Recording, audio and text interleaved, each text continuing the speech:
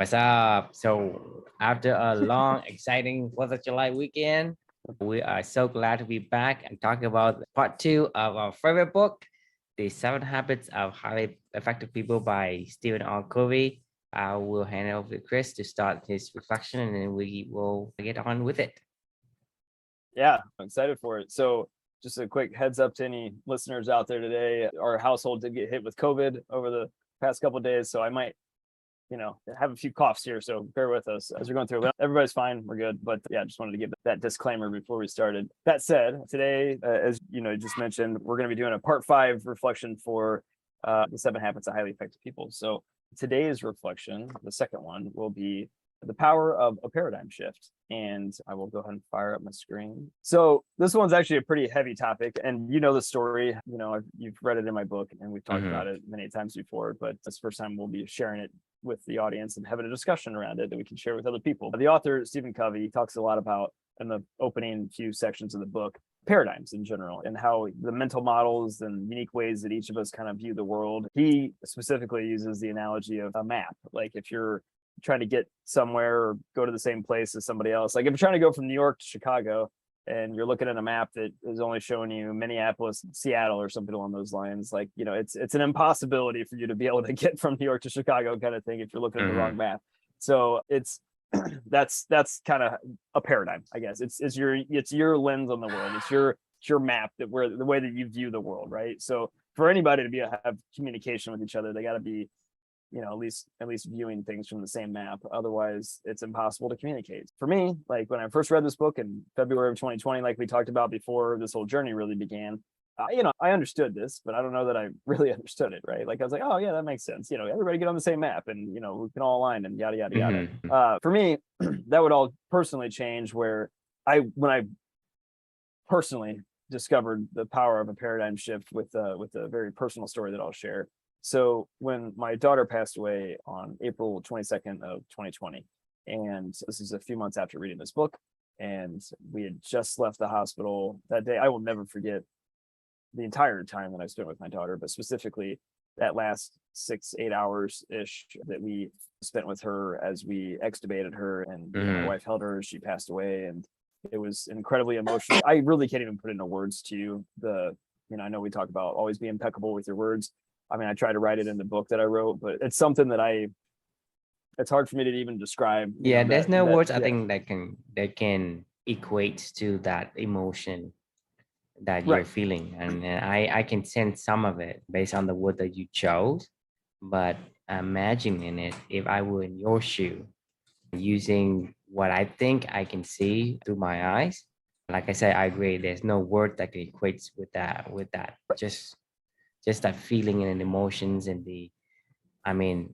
like I said, you have to be there. And the thing is, the way that you wrote the book, it's so powerful. It's because you wrote it as you were there versus having a recollection of what you could remember. That's a big difference. And that's the reason why I think a lot of the emotion, I could feel it just because you had so fresh of a thought because you wrote it as a journal.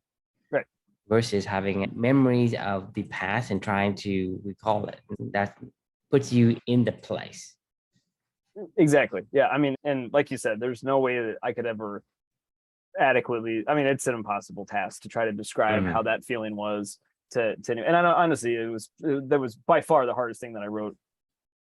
I mean, every single day, I think when I wrote that book, I pretty much cried until I got past this section in the book. I wrote every single day for the past 2.5 years. I've written like toward a book in some way, shape, or form, and worked on a book in the past 2.5 years. There's only been 2 breaks that I've taken from writing. One was that week in between Christmas and New Year's of 2020, when I was at this stage of the book that I was writing about. It felt like I was back in the room, and it was really hard. And then the second time I took a break was when I went to Hawaii, and I was like, I'm just going to give myself a break because that was way different time, different mindset at that point. But anyway, like this was an incredibly hard thing for me to write about, obviously. But in particular, moving past that stage, it was what I really vividly remember the most after our daughter had passed away was getting back home from the hospital at around like 6 a.m. in the morning, because we'd extubated her around 10 p.m. the night before and processed around like 10 p.m. the night before. And then, officially extubated her. I can't remember the exact time, but either way, like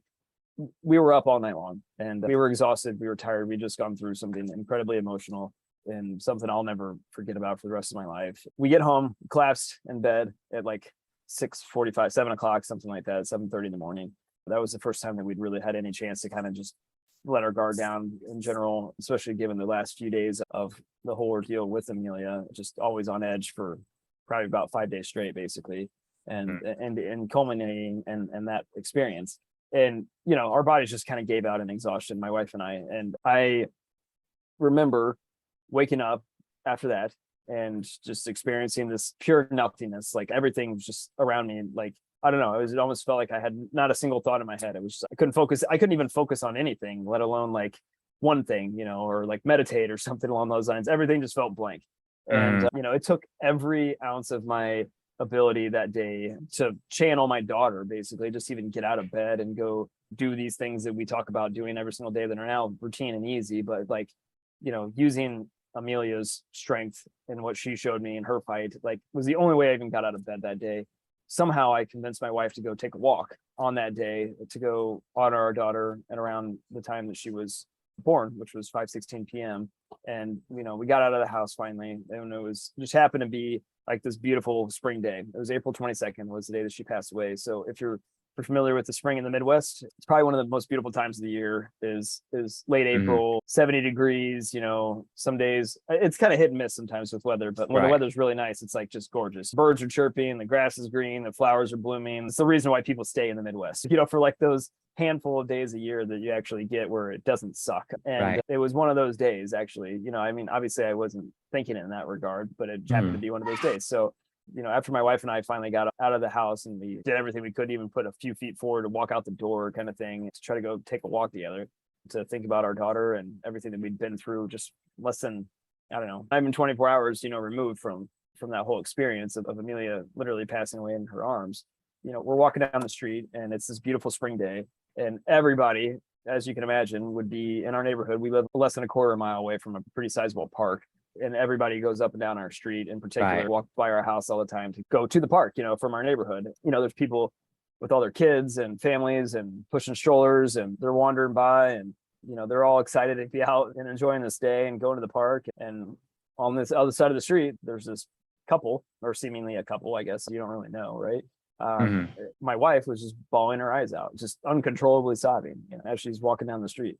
And I'm not even really in the same planet as everybody else either. Like I said, my brain was still in nothingness. I was still stuck in the hospital with I didn't know where I was, to be honest with you. I wasn't where everybody else was walking down the street is the point. I happened to recognize my wife was crying. Once again, I was in my own world and just staring down at the ground and just trying to put one foot in front of the other. I happened to glance up a couple of times and see some of my neighbors passing. And at the time, I didn't really think much about it, but walking by a couple that are walking down the street, this woman's uncontrollably sobbing, the guy's just staring at the ground, you know, like nobody's talking. I mean, a part of me later on down the road, in retrospect and reflecting back on this moment, started to think, like, what did these people think? I mean, I know for damn sure what I would have thought. And I've asked you this question before, I guess. What would you have thought if you were the neighbor walking by, you know, and you're just walking down your street in your own neighborhood and it's a nice day outside? You're an asshole. Right. Exactly. I mean, because the thing is, like you say, I'm using my map, which is, you know, everybody is enjoying the beautiful spring day. And certainly, you know, this guy's wife or significant other is crying his eyes out, right? And he's just standing there as he's like lost in some kind of world of himself. And like, what did you do? Right. Yeah, exactly. You did something horrible. In all fairness, I would say 99% of the time, that's probably going to be an accurate thought, right? But it's not 1% of the time where there wasn't the accurate thought. Your assumptions weren't real. You're validated. As a matter of fact, your assumptions were so horribly wrong that it's almost painful to even think about how horribly wrong your assumptions may have been. And this is an extreme example, but I'm giving this because this is when I really realized the power of a paradigm shift. Like, you just never know what is going on anybody you pass in their life and what their lived experiences are and what their paradigms they're viewing the world through. So it took an experience like that for me for the concepts that Stephen Covey was talking about this book to make sense in my own head. And it's something that I try every single day, it's still even hard today, as I say this, like, and I'm describing the situation, even for me, like, now I'm not too far removed from this whole entire journey is about talking about stuff like this and writing about stuff like this. And I've written books about shit like this, right? Like, and we've talked about this a million different times. And even for me, it's still really, really tough to pause, stop, think, and not assume what's going on the other side of the street. And that's the power of a paradigm shift, right? Like, you have to be able to go up to somebody, ask them a question, share their story, figure out like what's going on. Don't just assume, because like you said, you can't read the same map if you're not willing to go talk to somebody to even understand what planet they're even on right now, and understand what their story and how they got to be where they got to right now. I mean, that's the high level gist of the story. I know there's probably lots to unpack there, so I'll just pause there for right now and see what thoughts that brings up in your mind. Well, like, one other thought that brings up to my mind, I think for me, you mentioned that like 99% of the time, people will be correct in calling you an asshole. And because you're the extremely, but I disagree with that. Because I think it's much more. I think it's the majority of the time we are wrong when we assume. Oh, I agree. Because the thing is, the people that sees you on that day and think you're an asshole, you never corrected them. Right. For them, as far as they know, I they will correct. You're right. Right. Yeah. And even if for me, if somebody misjudged me for whatever reason, there's not there's not like the right timing for me to correct them, right? There's not an opportunity for me to do that. They just assume. And a lot of times, not like, hey, I'm assuming this, here's a chance for you to correct me. They don't give you that chance. So for me, that's the reason why you and I keep going back and say, hey, we know shit. We don't know shit. You don't know shit. And to us, that particular concept helps with this, kind of like stop the assumption, because I don't know what that guy is doing. I don't know what that guy's map is. I don't know what that guy's paradigm is. So I don't know shit. So I'm going to take that stand. That way I know there's multiple maps. My map is not the only map. Therefore, that gives me a chance to stop and pause. Because if we embrace the we don't know shit concept, then it helps with this, because this assumption is human nature. Because we studied the thinking fast and slow. System one is always going to fill in the missing information. It's going to try to conclusions map, right. Like, so how can I make the decision the easiest? That's what it's going to do. But you need your system two, your conscious brain, to say, okay, system one, I know this is really the way you should be doing things, but I'm here to kind of make the final judgment. And so inject in that, say, hey, when you make the decisions, making sure that the map is correct. The map means that, whatever point of reference you're at, and then you would be looking at the same thing. It's like if you tell me, hey, give me directions from one place to another place. How would you tell me? You have to tell me, there's a Starbucks on the right when you go down this interstate, the Starbucks, all these are points of reference that you and I both have to have on our map for us to be able to communicate. The map that we have, because of our mental models, is completely different. And so in order for us to do that, we have to have the right map. So with that said, the people with the same map, among billions of people, there is not very many that's going to have the same map, right? It's probably impossible, right? Because there's no way that you could have the same lived experience as somebody else. Exactly. And so that's why I disagree with your statement. Is that you're not 99%. I think as long as you make an assumption, chances are you will be incorrect, but no one will tell you, because there's not an opportunity for you. You're not going out there and say, hey, hey, Chris, I'm assuming you're an asshole. Do you have anything to say? Right. Like, it's not like I give you that chance. So as far as I'm concerned, I'm looking at you, I didn't say a word in my head, say, that guy's an asshole. He made his wife cry. It's like, what the hell did he do to her? You're right? And you make that's it you one make an one incredibly good point. I mean, honestly, you really do. If I think somebody's an asshole and they never tell me that what's going on, then I'm just gonna go, oh yeah, then when I see a and guy so and next to a girl so and crying, so then he's after just an that, asshole. because of what I did before, I judged you, but I Right, thought I judged you correctly. I use that in my system one as a positive enforcement for right, say, hey, continue to judge people, continue to use your map to tell people, hey, they're standing in the wrong direction, they're going the wrong direction, right. right? Because you say, hey, why are you going that way? That's not the right way. But you say, you don't even know where I'm going. Yeah, I mean, you're making an incredibly great point. It reminds me of The Biggest Bluff, reflection, less certainty, more inquiry, right? Like, I mean, paradigm shifting is a two-way street. In that scenario, just don't care about shifting somebody else's paradigm. Shifting in this case is your paradigm, not theirs, Right.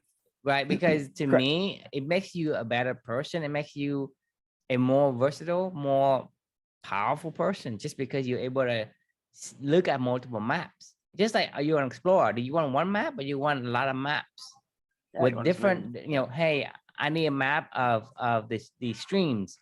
I need a maps of the mountain. I need a maps of all the plants. I need a maps of all the stuff. So Right. you can't have all the maps in one, right? Because it's just Yep. too crowded. You can't read it. But I Right. say, hey, I want a map of all the natural resources, right? If you need to go collect the natural resources, you need that map.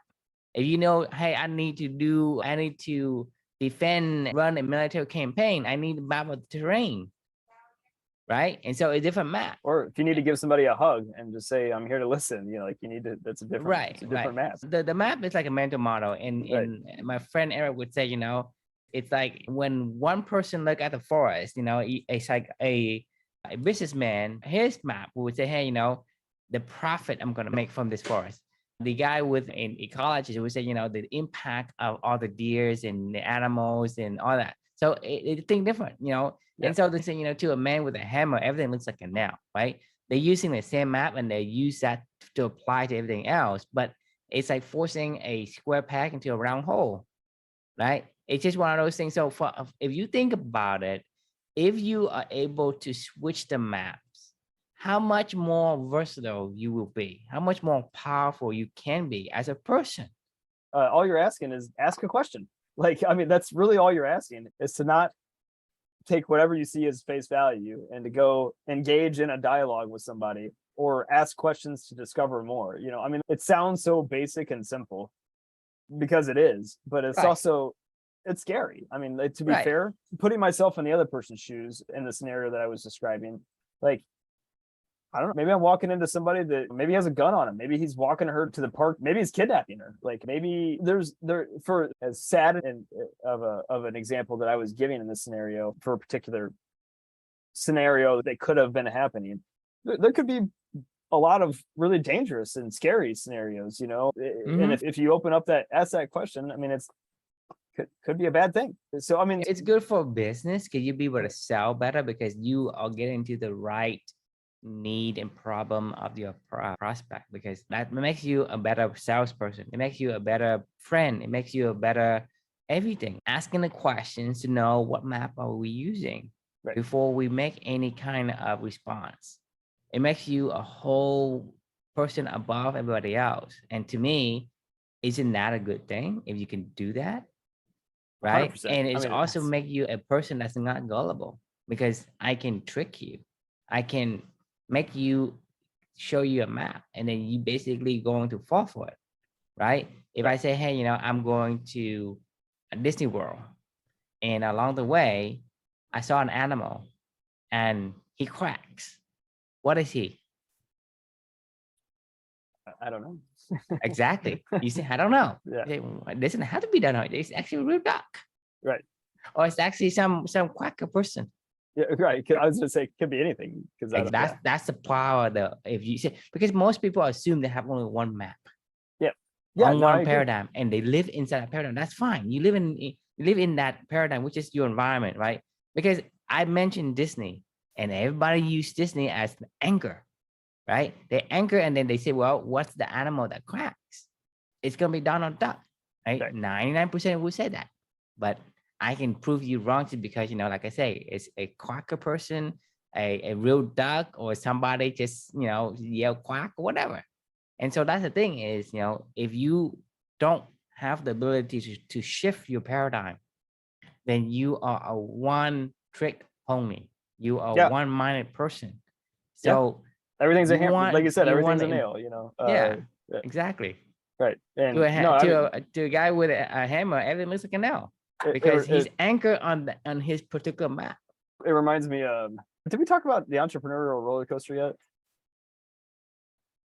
I I know you don't and I read that remember. one together, We read but that. We I talked don't, yeah, about it. I don't think we talked about that one yet. It reminds me of that story of the real estate agent and the entrepreneur roller coaster when he was talking about, like, I don't sell condos, he only works in like 2 buildings or whatever on South Beach, and he's the most successful real estate agent in Miami, and he sells just like an insane amount of about units. And Darren was interviewing them, and he was like, what's your secret? And he was like, well, I don't sell real estate. He was like, well, what do you sell? And he was like, well, I sell parking spaces, I sell closets, I sell an extra bedroom for your kid. He was like, I sell whatever their need is, because I listen to them and they're saying, oh yeah, well, we just had another kid and we're running out of space in our house. Oh, so this is an important place for you to get, XYZ, or whatever. Or, I love cars and I just don't have no spaces. Yeah, this one park has my 3-car car. garage and an Right. extra thing over there. And you can also have this spot where you can build out when you need to. It's Right. like, okay, so who cares about the rest of the house? Pretty much, for yeah. me, I mean, like, for me, show me a gourmet kitchen. Just show me a gourmet kitchen with all the bells and whistle, and then you got yourself a buyer. I mean, that's exactly right. Like, you only could get to that though by asking the questions, and then, like you said, understanding what paradigms these people what's are the viewing. map? Right, exactly. Right. And like, it's a really important lesson for this whole entire journey, because it's what we basically talk about in a roundabout sort of way, and a lot of different reflections and a lot of different things that we learn. But it always goes back to, you don't know anything, ask questions, be curious, and explore. You know what I mean? Like, really, that's the beginner's mind, I guess. I know that in theory sounds great. It's really hard to do. I mean, it is really, really hard to do, to get out of your own paradigms every single day. And this is a good reminder for me, this conversation. Right, you're going against system one. Suddenly jumped from one, from one little, I don't know what you call it, like a platform or whatever, to the next platform, or jumping through the rings, whatever. It's not easy for a regular elephant to do that unless the elephant is really trained to do the circus, right? He's trained, hey, I remember the watering hole and I'm going that way. And that's what I do. Until you are trained, which is going against the conditioning of the elephant for naturally when it was born, until when you're riding it, it only gonna do things it knows, which, like we said before, in system one, based on thinking fast and slow, system one is gonna do anything automatic, but it's taking that over time. Over time, it knows that, hey, positively reinforcing this way to do things is a way that you want. And when you create that through a habit, it's going to take over and it's going to do that automatically, and it will fill in the gaps. And that's what it does. It's making an assumption, because for it to say, hey, I'm not going to do anything, well, you could be life in that situation just because, right? If you let your system two takes control of your breathing, you're going to die just because you forget to breathe. System two is going to do that. Until you tell me something different, I'm going to continue to do what I know how to do best. And so assumption is one of the things it does, right? And so in order for you to fix that, it's not to say that you stop the assumption. You just say, hey, put another extra layer of influence on the assumptions. You can still make the assumption, but say, hey, there are different layers that you can take the map and see if the map is correct. Can you even verify whether or not there is a same point of reference from your map to the other person's map? So that triggers the inquiry. Whatever the situation is, you need to ascertain some kind of, you need to gather more data. Some kind of data you can go. Like you said, if you understand me, talk to me about what I like to do during my free time, right? I like to cook. Therefore, you sell me the kitchen. You don't need to sell me the house or sell me how big the land is, because just that big thing is you just, hey, what do you do in your free time? What people like to do the I talk most? to this dude every single night about, books and stuff. Oh, well, I got a great library in this place. Like, you got all these books, like, you're gonna need a place to store it. You need a nice office space to have a conversation. Yes, exactly. Like, I'm like, yeah, you know what, that would sell this. These are really nice bookshelves around here. I can see this. Yeah, this is Yeah. really cool. This would be an awesome and study, you and, and know. also with that, even with that, you shifted your paradigm to align with the person's other paradigm. But you can also, once you connect on his paradigm, you can actually shift his paradigm, Yeah, because once you understand that he's an avid reader and he loves books, right?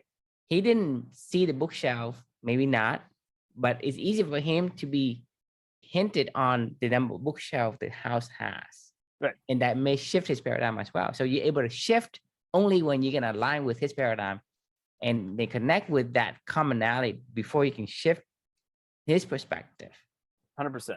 So I'll my final thought that I want to take around this conversation is so what, right? Like, it's great. So you can shift your paradigms and be able to connect with other people. So you can go sell a house. So you can be a card, play, poker better or something like that, where you can see where people are coming from and understand, like we talked about with the Biggest Bluff book, whatever. So I was thinking, yes, that can be used, by shifting paradigms. You can get, you don't just do it for gain, though. I think for me personally, the so what is, humanity is all about communication in general. We're social creatures. Like, we want to feel connected, meaningful work, meaningful relationships. We want to be able to share with other people, what we do and what's important to us and the emotions that we're going through in our life. Otherwise, what's it all about, right? Like, so if you're constantly walking through life with the whole, flip it around of less certainty, more inquiry, right, and more assumptions, you're missing out on so many opportunities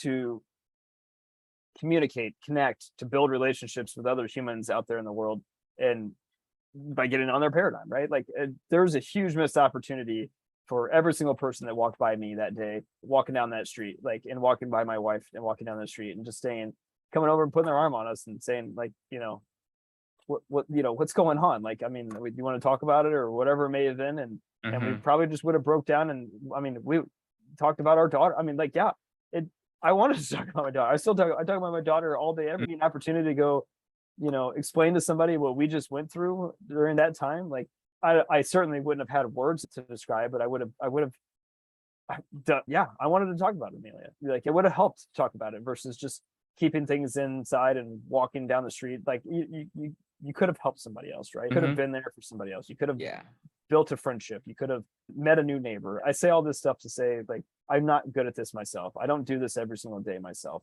I should be better at it, because that's what it's about, right? So that's the so what for me, right? Yes, you can use this for personal gain, but at the same time, you could also use it to just be a better human. Right. But at the end of the day, we talking about human, right? Human species. We are basically built upon making memories. And that's why experience is so important nowadays. Talking about experience, I need experience this, experience that. Yeah, talking about user experience, and everything's about experiences. Yeah. Right. And because experiences make memory, and for us as a human species to have more enjoyable moments versus moments of anguish, right? Which one would you want? Well, the thing is, if you do the things that connect with other people, let people appreciate you, let you appreciate people, then you see the beauty in the world and you will have more memories. Yeah. Which is good memories, right? Good memories. And the agree. thing is, what else is there that you want? I mean, you don't have to do it for selfish reasons, but you say, well, what am I doing here on earth? I mean, I need to have memories. Without my memories, who am I? I can just be another person. And so it's one of those things where this kind of concept, this kind of idea will allow you to use that as a lever to open the doors to other people. Because I can come to you, Chris, and I say, ma'am, is this guy bothering you? Right? What would you do? It's just the same curiosity. But if you say, would you like to talk about it? I'm here to listen. That opens a whole different door. That's a key to open a different door versus giving somebody an option. And so for me, having this paradigm, it's very, very powerful, even though it doesn't seem like that at first, but it is one of the fundamental need we have as a human. Because you think about it, I ask you, if you make $1 billion, but you can't tell anyone, What's the point? right? If you ran a marathon under 2 minutes, but you can't tell anyone, right? You mean 2 hours, by the way? Yes. So like whatever record that you want to have, whatever achievement that you accomplished, you can't tell anyone. How What's would the that what's the point? What's the point? I exactly? mean, The important thing is about celebrating it with people that you admire, that appreciates you, and you appreciate them. That's a connection that we yeah, have as human beings. And so this paradigm that you learn to shift allows you to connect and to yep, open the doors. It's for you and it's for them. Because when really. you hear your story, you have learned a new perspective. The thing is that ideas that we share, it does not get diminished because we shared it. Think about it. If there's an idea or an experience that you share, does the idea goes away from you and go into the other? It doesn't. It multiplies when No, you share. It makes both of the person connecting better than they were before, I couldn't agree right? more. And so if It's we very well use a said. paradigm of limitations, not abundance, we say, well, if I share it, that means that I have less of it. And that paradigm is wrong in that case. So what means that, hey, you do it for yourself or you do it for others? I mean, it's only two. But the thing Yeah, is, it's going to give you both because it takes two to tango, right. It's that powerful too. Yeah, and you're right. And right? it's Because about when connection. somebody gives, somebody has to receive, Right. It's about connection. But all humanity right? is, Quarterback and you pass the receiver. yeah. Would Tom Brady, if he had no wide receivers, if he was just throwing Yeah. balls, to no one, would anybody care? Of course not. No. But how good Like, he is, and yeah, would people say if there's no receiver, he just throw wherever, and like, oh, there's nothing impressive, but like right. he throws to that guy over there at that moment, at that stride. Yes, it's impressive. He's a go. Right. But if there isn't the receiver, then it's not as impressive because we just don't see it. But like I said, Agree. back to what we're saying is this book is really, really packed with a lot of wisdom that it's not hard to understand, but it's also very, very But also very hard to understand. yes, I yes. mean, your analogy of the elephant earlier, you're right. We think that we have so much to do in the course of a day, and we train I mean, like, look, it's not lost on me that we're kind of talking out of both sides of our mouth because we're all about talking about consistency and building habits that are aligning to your values and yada yada yada and all that other Mhm. stuff that we like to talk about because it is important, right? And aligning it to your purpose. But at the same time, you have to also constantly be willing to say maybe these values aren't the right values. Maybe the stuff that I'm doing every single day isn't the right stuff, and still ask the Mhm. questions and be curious and still go explore humanity and help each other. It's always a balance. It's always a polarity. It's always a give and take to find Yeah, but at that the end of the homeostasis. day, it's about finding meaningful work, meaningful relationships. So I suggest you should build in to help your paradigm building muscle the idea of You must have to switch questioning. paradigms. I mean, the thing is, I'm going on a trip and I run across this convenience store and I just pick up a map and I say, well, I'm going to take this route. Does that work? It can, but probably not a good idea. What's the chances that I pick the right map and I'm starting where I'm at? Here you are. I don't know. It's very low. It's very low. I'm just Yeah. going to a Yeah. convenience Yeah. store, Right. pick up a map. I didn't say Right. any particular map. Just pick up a map and I'm going to pick a route. Say, I'm going from this route to that route. It's like, first of all, I don't know if the right map. I don't know. And then second of all, I don't even know where you are on the map. But what if you have no destination? Even you have this destination.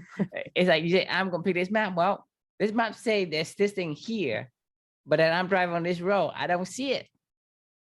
What's the chances that I pick the right map and the right road and I see the thing that I supposed to see that correspond on the map? Hey, I saw this statue or whatever on this route. I just picked that route. Very highly unlikely. I mean, exactly. Yeah. And so in life, it's the same thing.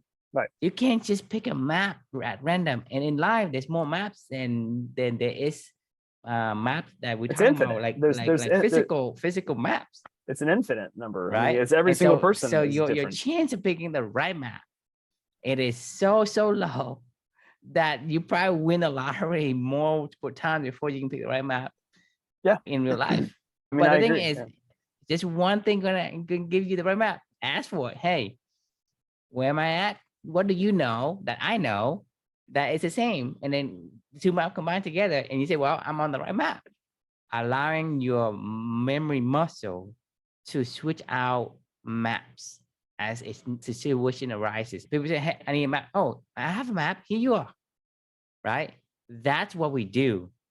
But the thing is, we should do, hey, okay, I need a map. The question, hey, what kind of map do you need?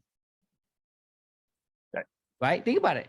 Right now, everybody say, okay, if I say I need a map, everybody say, hey, here's a map. You ask for a map. But I just give you a map because you said, hey, I need a map. I Yeah. have a So many map. of them. Here you go. Right, Yeah. exactly. Say, what kind of map do you need? What's your problem? Right? Like, What's your yeah, real problem? yeah, right. No, serious. I mean, if you just walked up to somebody and said, "Hey, make me happy," okay, here you go. Live your life. Do what you want. I know recipe to be happy. Here you go. Well, that's kind of what social media is these days. It's just like people throwing random maps out there we don't ever get a chance to dive deeper into it. You know, somewhere in some place happier, and Europe is happier than Right. America, then why the hell do you go to America for? Stay over there.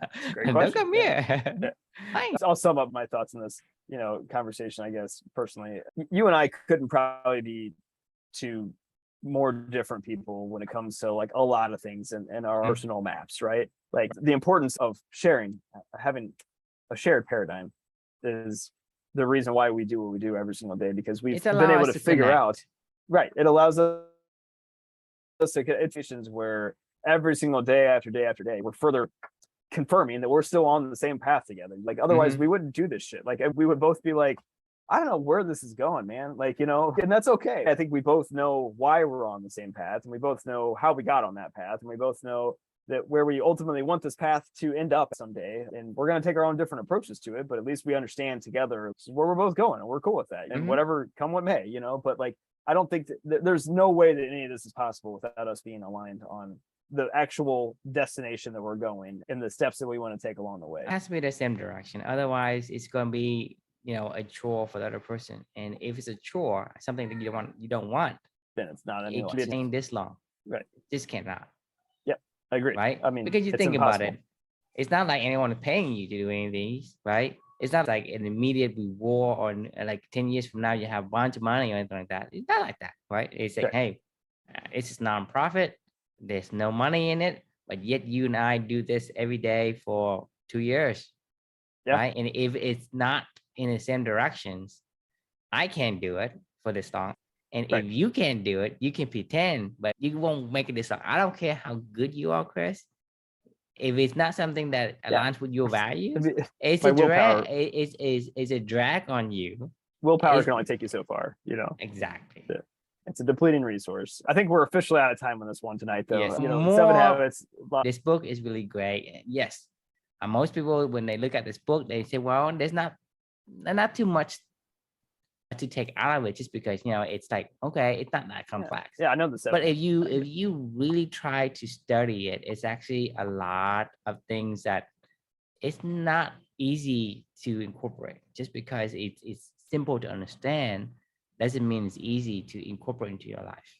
No, it's never going to be easy. I mean, it's always going to be a challenge. Pretty hard. Like I said, I wrote this, I lived this, and I still struggle today as time further passes and my elephant gets back on the schedule again, and I stop asking as many questions all the time.